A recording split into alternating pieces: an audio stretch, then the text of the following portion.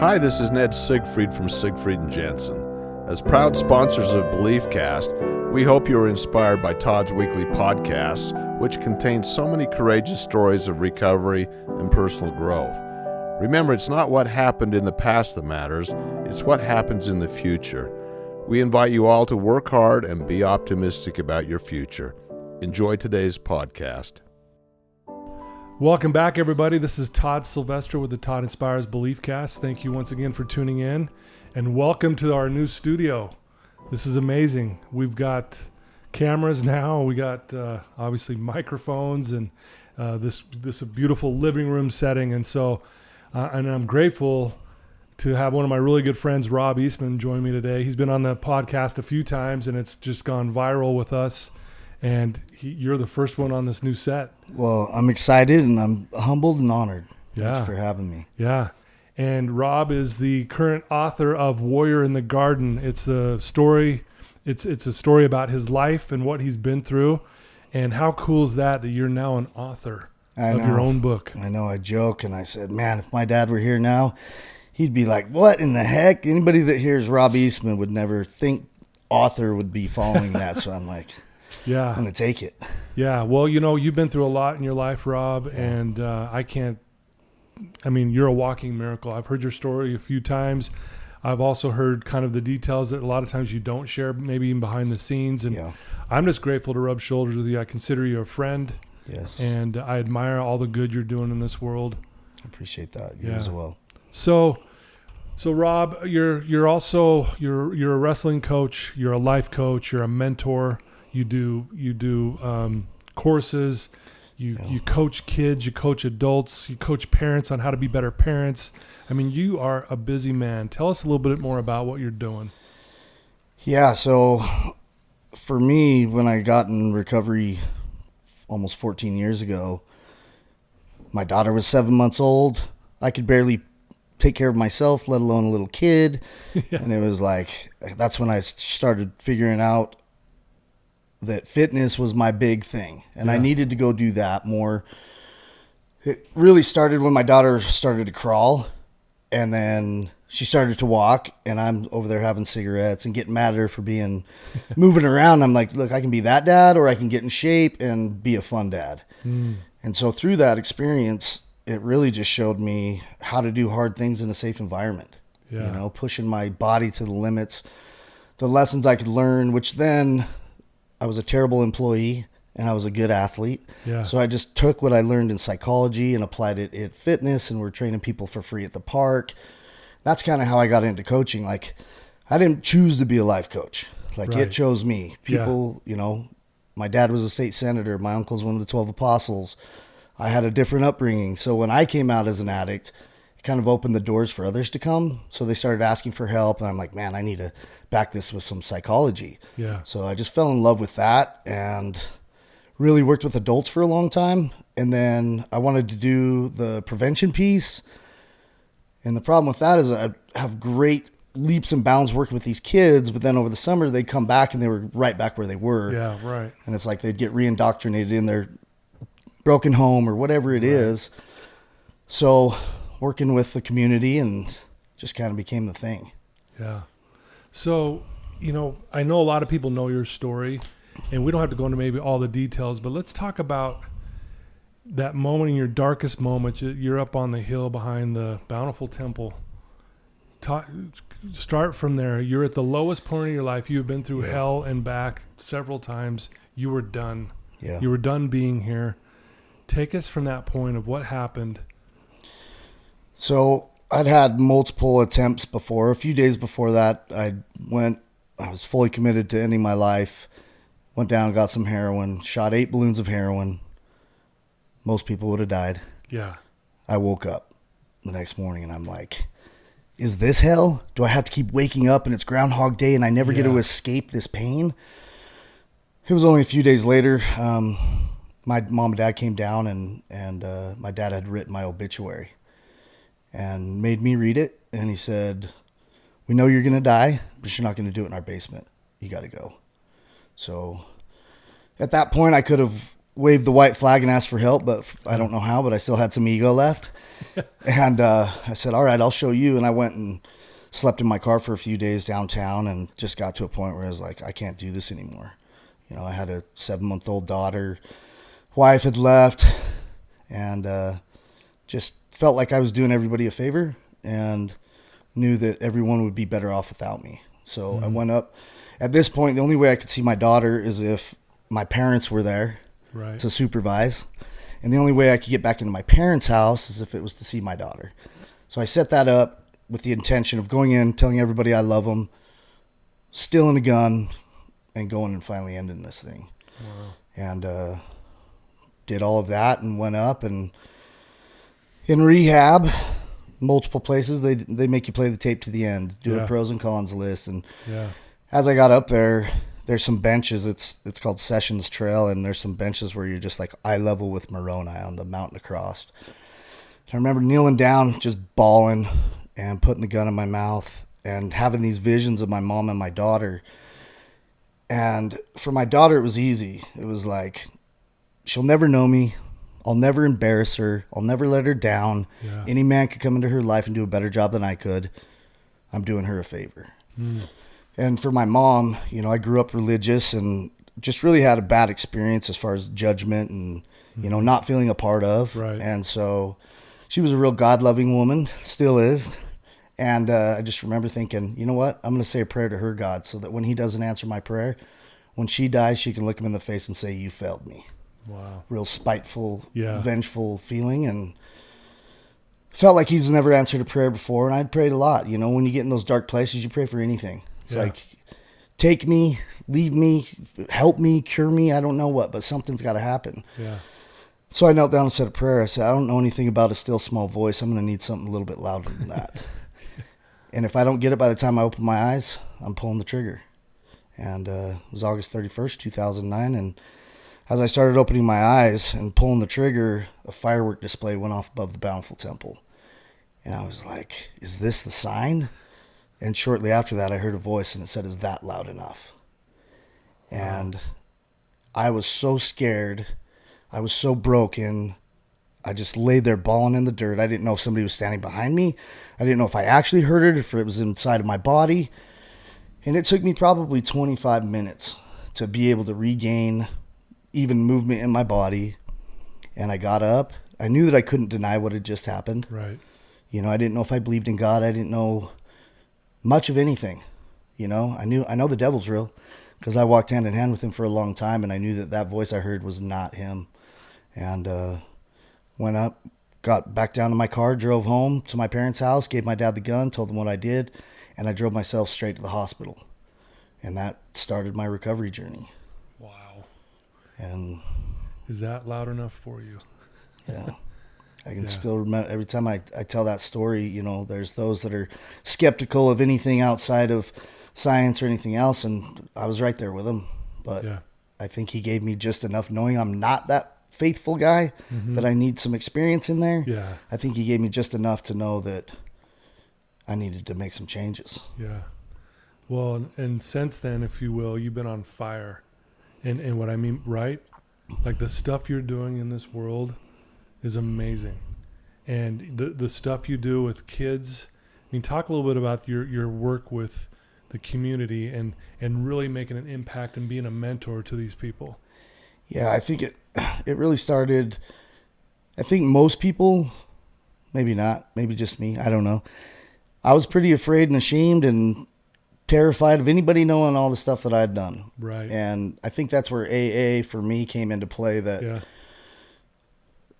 my sponsor, the people at rehab, they forced me to share. They're like, dude, it's been like 18 meetings. You haven't said anything. And I remember starting off saying my name. Hi, Rob, I'm an alcoholic. And saying a couple words. I don't remember anything. And then just saying, I'll take another 24. And just like, what just happened? So scared, so full of anxiety. Right. And then nobody looked at me funny. And I'm just sitting there internalizing, getting all hot. And then at the end of the meeting, somebody came up and was like, hey, I really needed to hear that. And I was like, what did I say? Yeah. And then so I started sharing, and then I started getting good at sharing. You know, I'd have I don't know if it was feeding my ego because people would come up after or whatever. And then I got asked to go speak at a rehab. And then I was bugging my buddy at KSL to, hey, let me come speak to your people. I'm killing it. And he got me in, and there's like 100 execs, and it's studios or, you know, like movie theater style seating. Yeah. And I remember walking in, and the news anchor was up there speaking. And I was just like, wait, this isn't a round table. They're not sitting in chairs. Some of these people might not be addicts. And I got up there, I had a 40-minute spot. After 12 minutes, he's prompting me from the back. Like, I just straight blacked out. Like, that fear, that anxiety, that... Mm-hmm.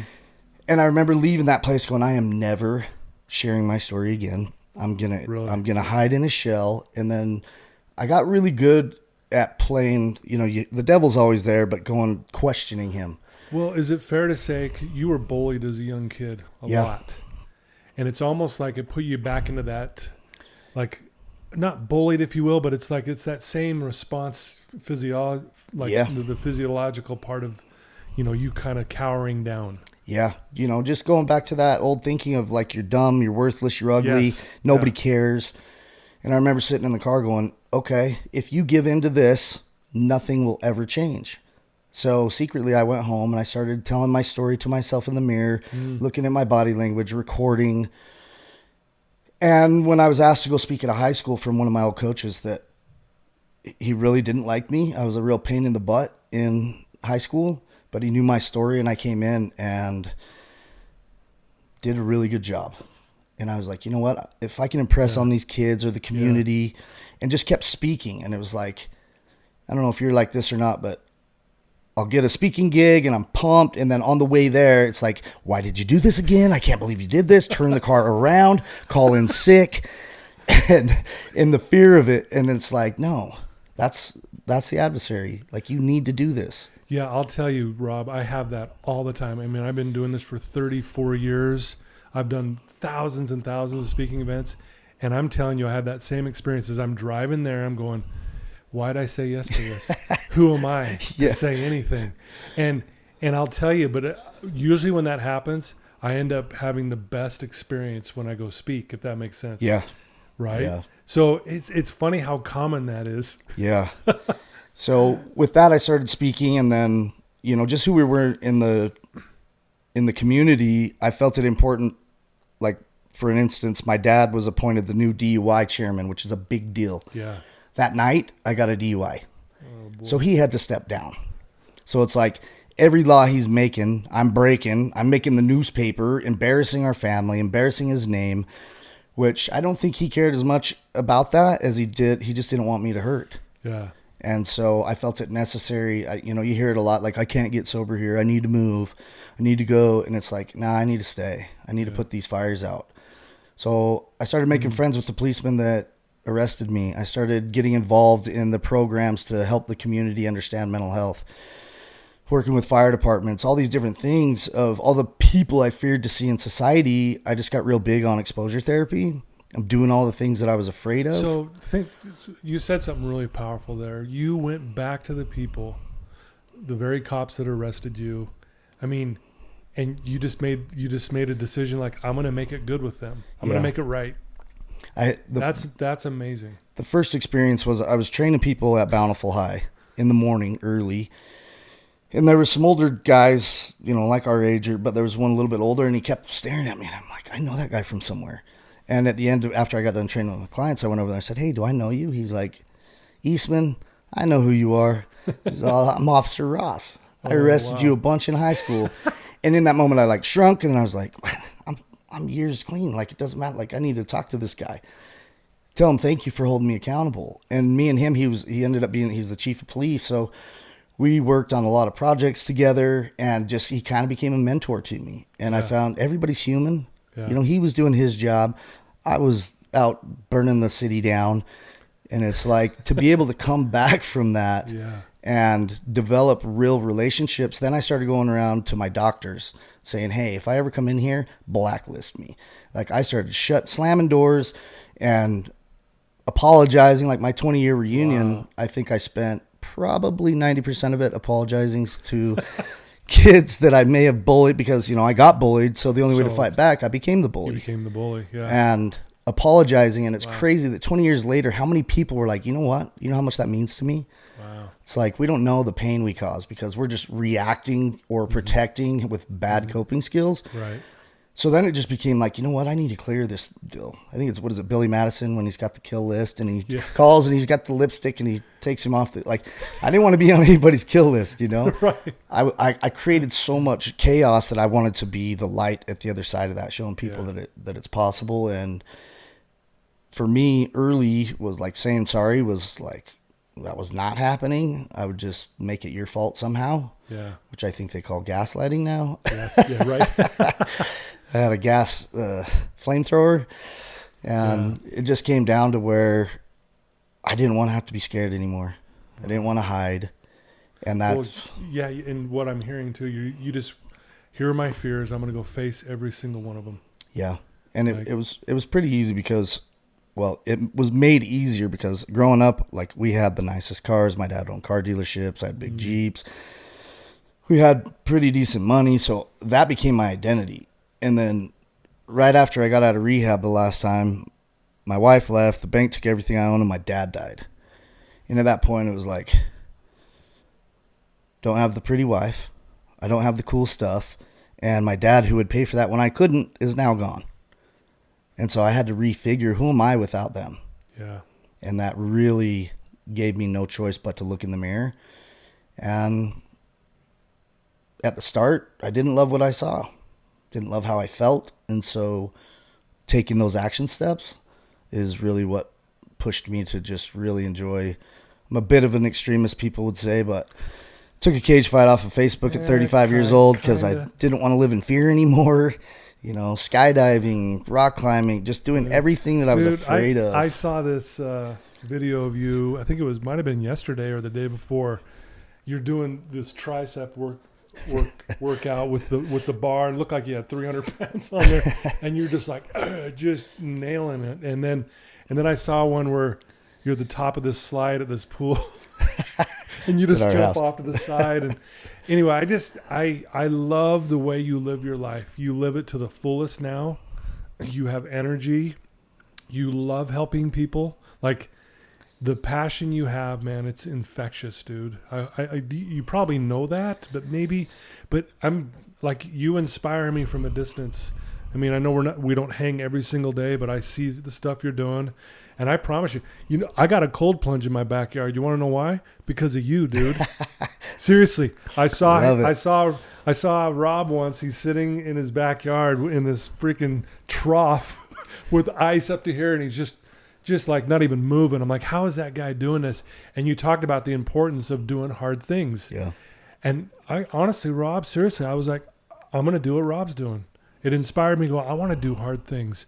Dude, I cold plunged last night. It was amazing. It's like, I did it right before I went to bed. I'm like, and what it teaches me over and over and over again, I can do hard things. Yeah.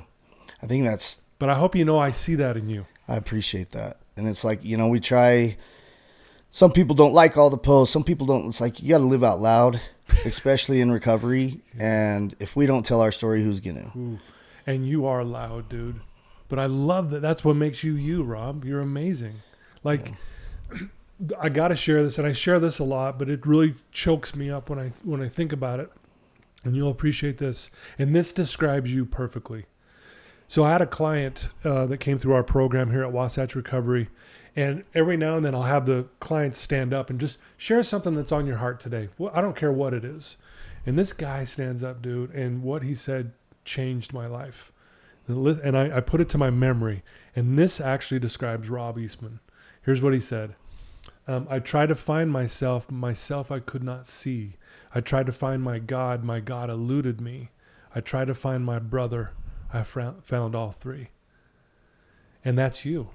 Like, think about it. And you went back. You're repairing all the bridges you had burned. You're facing your fears, and now you're helping people left and right all the time. And in that process, if I'm not mistaken, you found yourself. You found your higher power, and you found your brother, the ones that's struggling. Fair? Yeah. I like that. That is you, dude. I like that. was like, I think it started off where we want to correct our fails, and losing my dad is like, I was real mad at God if there was one. Yeah. I knew if there was a heaven, my dad was definitely there. And if he was there, he was probably running the show anyways. So I quit praying to God and I started praying to my dad. And a few months into that, while praying, I just had this feeling, overwhelming feeling like, okay, so they say that if this God, our Heavenly Father, whatever you want to call him, loves us infinitely more than anybody that we could even understand. And that thought came to me like, if he loves me even a quarter of what my dad does, I'm going to be just fine. Yeah. And that's when it all kind of, my ancestors, the creator, like everybody that we've ever known is over there fighting for us, is how I like to see it. Yeah. Warriors on the other side. Yeah. And that's just one of those things. Like if I don't go out and speak, if I don't go out and share, I'm taking all of this, like, I got a PhD in what not to do. It almost cost me my life. Yeah. Your PhD, whoever the doctors out there, it may cost them $1 million. You know, they paid for that. We all paid for it, just in different ways. Different ways, yeah. It's like, why would I not go out and try and change somebody's life? Yeah. And I tell people, it's like, I would do this if I was homeless, and I would do this if I was a billionaire, because it's not something I do. It's just inside of me. If I see somebody suffering, really, really hard for me to say no. It's like, if I turn somebody down and I read about them in the paper tomorrow, I can't live with that. Yeah. So I can't save the world. I had to learn the hard way a few times on that. Yeah. But I can share and be vulnerable. Well, and that's what's so beautiful about your book, Warrior in the Garden, is that this is going to allow you to expand your reach, if you will, and help so many people. I want to share something, and then I want to hear your thoughts on just on the book and the title of it, especially. So I was taught a long time ago, because I've written a book too, and I'm kind of the same way. When my friends think, you wrote a book?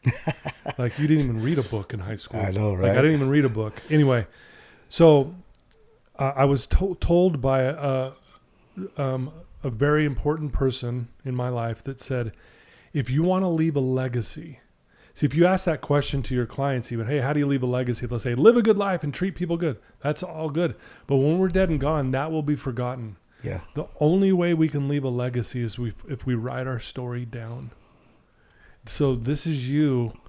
So think about this. 100 years from now, some kid after wrestling class, struggling, opens up his book, Warrior in the Garden. You've been dead and gone for 100 years, but they're reading your words, and that book's going to change their life. Yeah. That's how you leave a legacy. Yeah. That's badass. Yeah. Right? So anyway, tell us a little bit about the book as much as you can, because we want people to read it, obviously, and get the book. And tell us why you titled it Warrior in the Garden. Yeah, so back to what you said about leaving a legacy. When my dad died, we didn't have any recordings of his voice. Like, we kept his cell phone on for like 2 years so we could call it and listen to the voicemail. Yeah. A couple writings and things like that, and I was like, you know what? I'm not going to write because that's too schooly, but I guess I can tell my story, or that's why I started my podcast. Yeah. Because I wanted my daughter to know who I was, hear my voice, know what I stood for. And then it just kept, you know, after every podcast or after every speech, like, do you have a book? Do you have a book? And I'm like, dude, I can barely write a sentence and you can't read it even if I did. I got kicked out of type class, so I'm over there chicken pecking the keyboard. It's like, this is just not happening. So one day I was like, there's got to be somebody who can write that. Yeah. You know, I can tell a story, but I don't know how to do it. And I just jumped on it and talk about an experience. Like, I thought I was healed. I thought I had worked through everything, but to go back and interview my ex-wives and their moms and people in my life and be in a place where I could hear their truth was so hard. It's so humbling.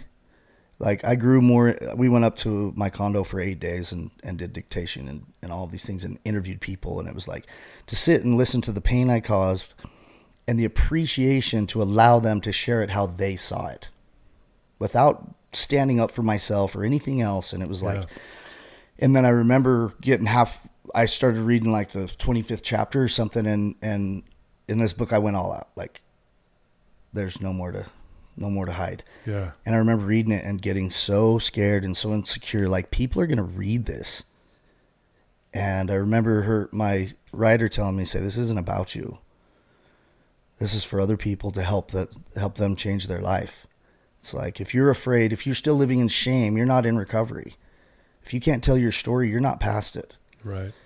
And after that point, it was easier for me just to go all in and give everything and leave nothing. And in the start of my book, we talk about that. Like, this is my story. Yeah. Don't get offended by me talking about religion or how I saw something happen or anything else, because there's my truth, there's your truth, and then there's what actually happened. Yeah. So I made sure to put a disclaimer on that. There, yeah. But for me, I told you I took a cage fight off of Facebook at 35 years old. Right? Been in a lot of street fights, never lost. I'm still blown away at that, dude. And I wanted to go. I was still angry, and I wanted to go and hurt people. And after the second fight, I started training with his name's Master Will Pace, and he's an Olympic Taekwondo guy.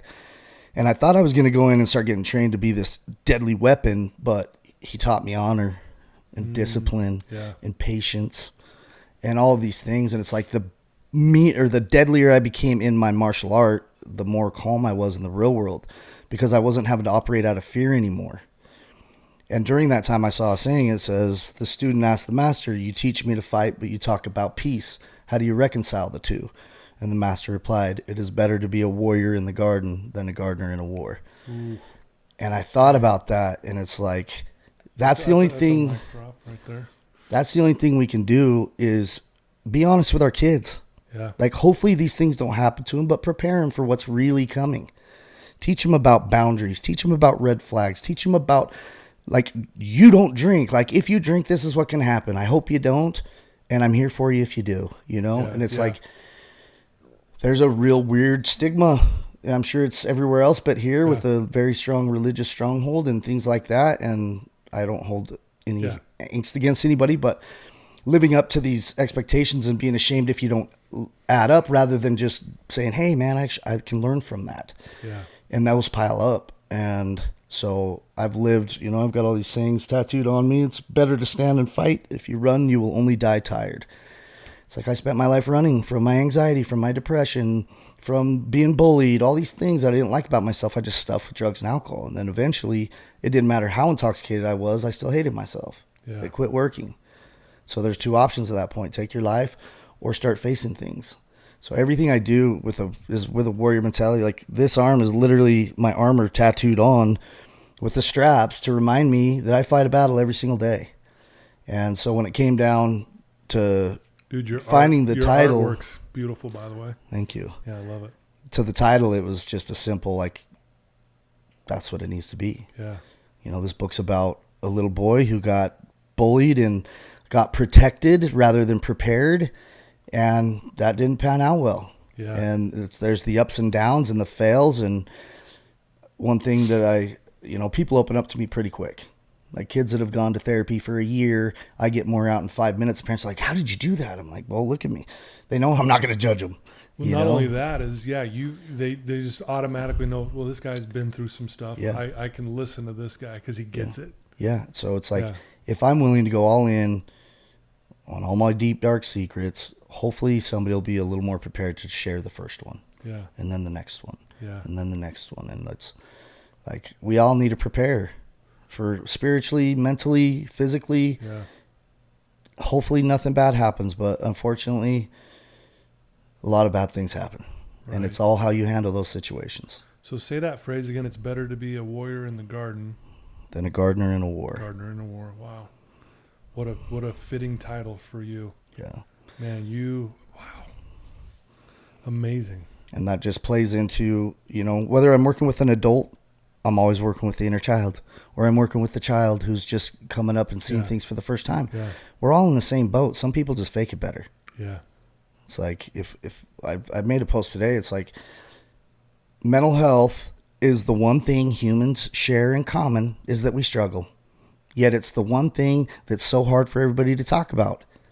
It's like, you break your arm, guess what you do? You have people sign your cast. You're like, oh, can I sign that? It's like, but if you're struggling, you isolate. You don't tell anybody. Yeah. And I want to change that. I want to scream from every stage, every podcast, every live, everything. in hopes that catches on. Yeah. You know, that it becomes an easy conversation and that it's a lesson, not a life sentence. Right. And we come together as a community. So I'm hoping this book, I read it multiple times and I cried and I laughed, and it's my own story, and everybody I've talked to who's read it says the same. So, well, anyone who knows you will love this book. And so. Those who don't know Rob, you're going to want to know Rob. So what's the best way for someone to get your book? Like if they want to go purchase this right now? Yeah, so the book launch is September 27th. It'll be on Amazon, the digital copy first, for $1.99 for the first 24 hours. So that'll be the big push. We're trying to help get the word out and everything else, but that'll be it. And then the book, the hard copy, will come out a few weeks later. But I'm really excited for this next step. You know, I'm married and to an amazing woman and who has an amazing story herself, and it's like we'd have to get into that another podcast, but everything that I do on a daily basis prepared me to step into what she was going through at the time. Yeah.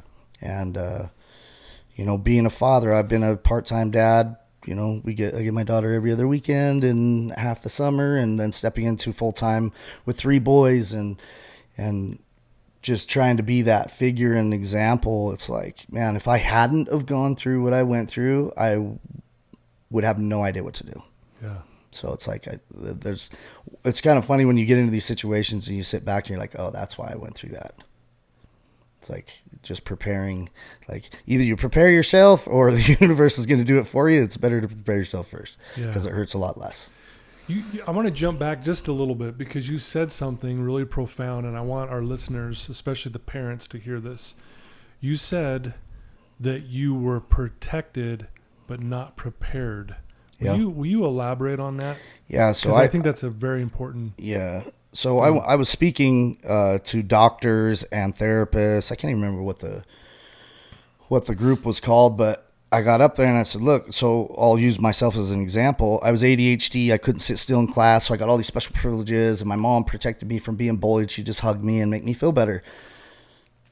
Big ears, you know, all these different things, and it's like they just shielded me from people or shielded me from dealing, you know, playing the hand that I was dealt. It's like, hey, you're going to have a struggle sitting still. These are some skills we need to develop. You know, obviously it was different in the 80s. We didn't have all the information we have now, but it's like, don't protect the anxiety, expose it. Teach people how to deal with those things. We're overprotecting. We're allowing too much phone time, too much, you know, kids are signing out of gym class because they're embarrassed to get in their clothes. It's like, you flex that muscle long enough, their world's going to get so small that drugs, alcohol, or suicide sound pretty great. So when I said that, I said, look, we're overprotecting our kids and they're underprepared. And at that point, the whole place stood up and was like, boom. Yeah. That's it. I wanted to stand up when you said that. And so it's, you know, I talk about that a lot when I go out. It's like, how many of you are ready to go to war? And they're like, what? Like, you guys are 16 years old. You're 2 years away from being military age. Yeah. Are you even ready to step out of the house and live on your own? Like, why do you think you have chores? It's not because your parents hate you. It's to prepare you to take care of a household. Yeah. Why do they make you get up on time? Why do you, like, you got to be to work. You're going to get fired. The bank doesn't care if you had a bad day. Like, all these things that we protect our kids from, the real world doesn't care. So how better can we put them in these situations to do hard things when it's not going to cost them their job, their wife, their house, their life? Yeah. Like, let them cry, let them fall, let them build sketchy jumps, let them, you know, whatever it is, and walk them through it. Yeah. Go sit with them. Yeah. It's like, I can't tell you how many times I'm a big fear facer as far as like when I'm working with somebody and they're like, oh, I don't like heights. I'm like, okay, we're going hiking tomorrow. We're going to find a cliff and we're going to sit on the edge of that thing until you see the beauty and you let go of that feeling of fear. Yeah.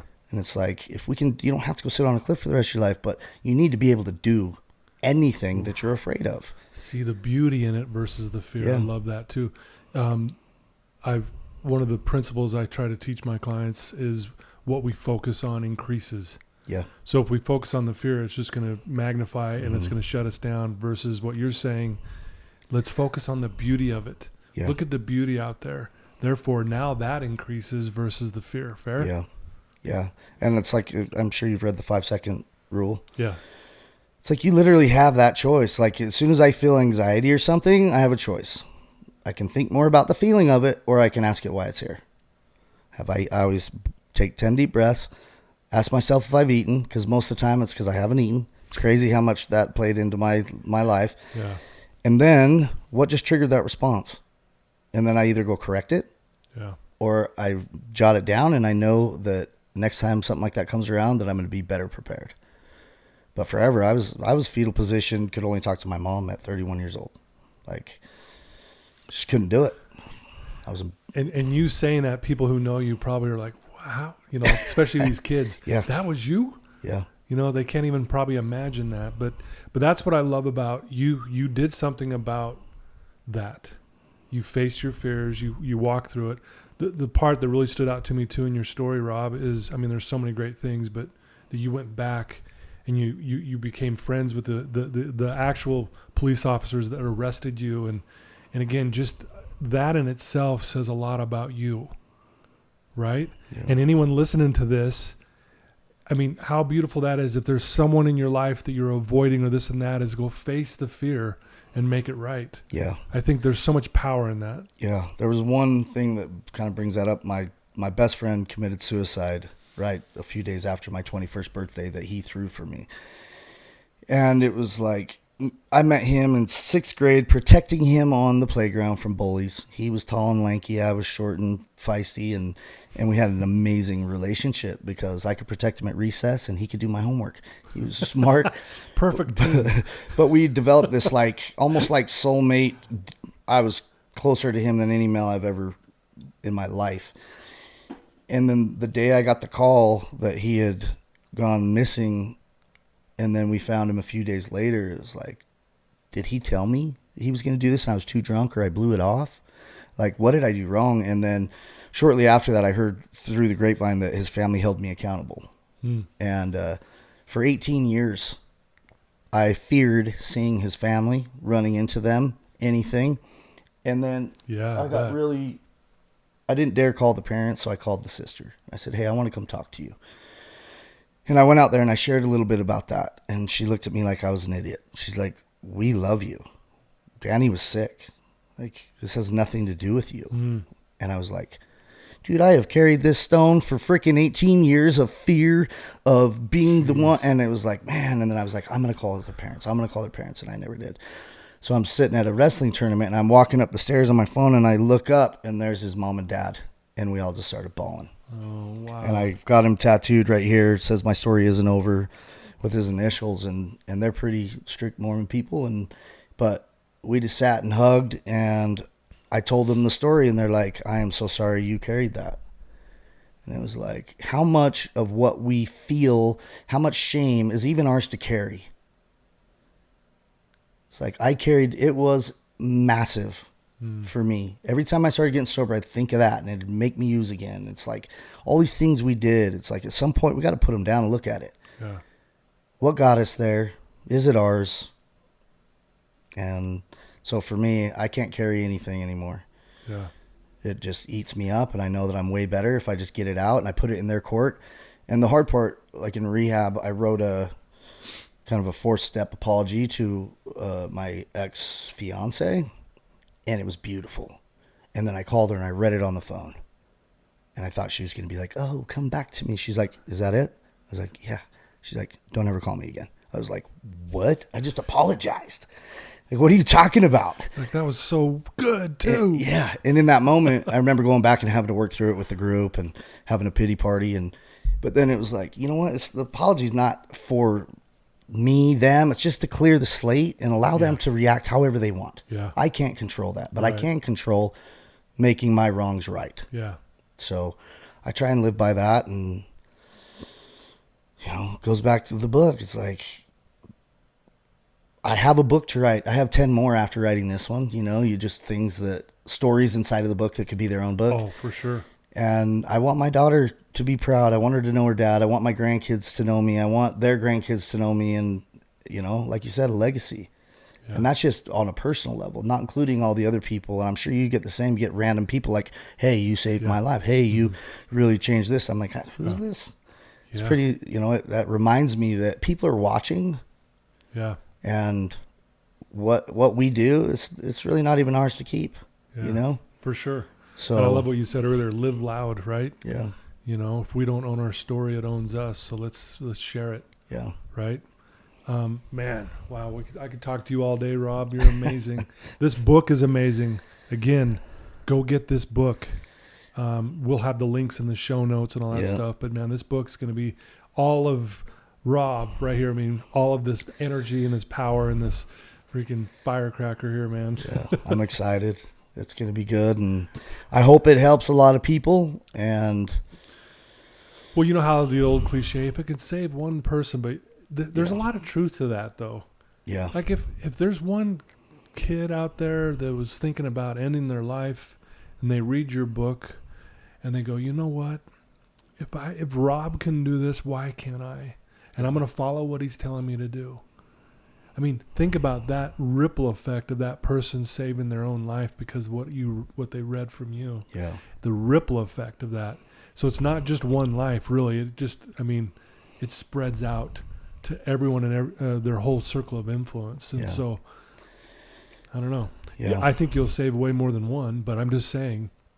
I hope, that's the idea is to the make worth this. of souls, man, is amazing. Yeah. And it's, so, I don't know. So, men's mental health, it's just across the board, So I have a quote on my back wall here. I would love it if you'd read it to our listeners. The meaning of life is to find your gift. The purpose of life is to give it away. Pablo Picasso. Yeah. I love that. This is you, Rob. You have found your gift and now you're giving it away. That's what you do. You're doing this today with our listeners and followers, right? And, everyone's in the studio nodding, but it's true. That's really what you do is that but think about the price you had to pay to be able to be willing to expose the gift. Yeah. There's another quote by Henry David Thoreau that says, most men lead lives of quiet desperation. Mm. And if you think about it, our jobs, Rob, as mentors and coaches, and is to expose the desperation in the person we're talking to. Yeah. And if we can expose that desperation, we can now start to heal it. We can fix it. We can move on from it, right? Yeah. And that's really what you do, dude. And you're great at it. I appreciate that. You as well. Thanks, man. Yeah, it's just a scary thing, when I go to speak or whatever. It's like, what if I say the wrong thing? What if it's like, not saying anything at all is the wrong thing. Yeah. Well, looking back at the beginning of this episode here, I butchered the whole opening. There's a few things I was supposed to say and I didn't. But you know what? I don't care. This is me. I'm real and I screw up all the time. Yeah. Yeah. Right? Yeah. Feel that. So in closing, I would like you to talk to the one person listening to this right now who's in a dark place, who's struggling, who's not sure what to do next. What would you tell that person? And if you'd look into that camera and tell them. I actually was watching a reel today on Instagram that the guy was talking about success, and he is a famous actor, and he said the only difference in the people who make it and don't make it are the ones who just keep trying. Everybody fails, whether you're religious or not. It's like I talk to people about, if you do everything you possibly can to be a good person and you get to heaven, they're like, hey, you did this, you can't come in. As a parent, you wouldn't want your kid to be around those people anyways. So I think letting the pressure down, learning more about yourself, what got you where you're at, who you need on your team to get you out. I think too many people isolate when they just need to reach out. If that's the white flag and you have 1 ounce left in you, just reach out to the right people. And I say right people because a lot of times we want to impress our families, or we want our mom and dad to give us that attaboy, when really maybe they don't understand it. Maybe they're struggling. So understanding who to reach out to is important. Find the resources, but you are worth it. I've got this shirt. It says, warrior, and on the back it says you are enough, and you absolutely are.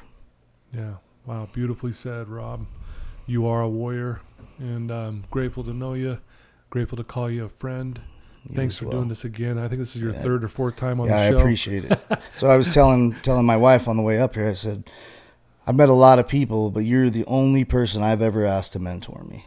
Wow. And there's just something about you that touches my soul, and I feel your energy every time we come in and what you're doing, and you're very inspiring to me, and for me that's pretty hard to be inspired because of how we live, and we're out doing all the things that are on the memes on Instagram and all that. It's like I live that, but to find another man who I can have as a friend like you is amazing. Wow. So I love and appreciate you. Love you too. Thank you so much. You just made my day. Thank you so much.